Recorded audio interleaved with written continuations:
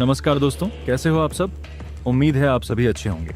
आज हम आपके लिए एक और नया और बहुत ही ज़रूरी सर्टिफिकेट कोर्स लेकर आए हैं। इस कोर्स को पूरा करके आप बिल्कुल फ्री में सर्टिफिकेट ले सकते हो।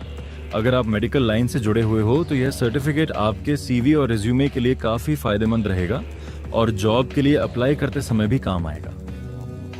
बहुत सारे स्टूडेंट्स वीडियो को पूरा ध्यान से नहीं देखते, जिसकी वजह से उनका सर्टिफिकेट नहीं बन पाता। इसलिए पहले वीडियो को पूरा ज़रूर देख लेना और उसके बाद ही कोर्स शुरू करना। सर्टिफिकेट लेने का पूरा तरीका आपको वीडियो में आसान भाषा में समझाया जाएगा।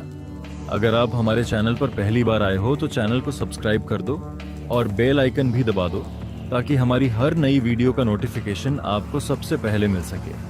हमारे चैनल पर आपको हर तरह की जानकारी वाली वीडियोस मिलती रहेंगी, जिनसे आपको बहुत कुछ सीखने को मिलेगा। तो चलिए दोस्तों, वीडियो को ध्यान से देखो और अपना कोर्स पूरा करो। अगर फिर भी कोई दिक्कत आए तो कमेंट करके पूछ सकते हो।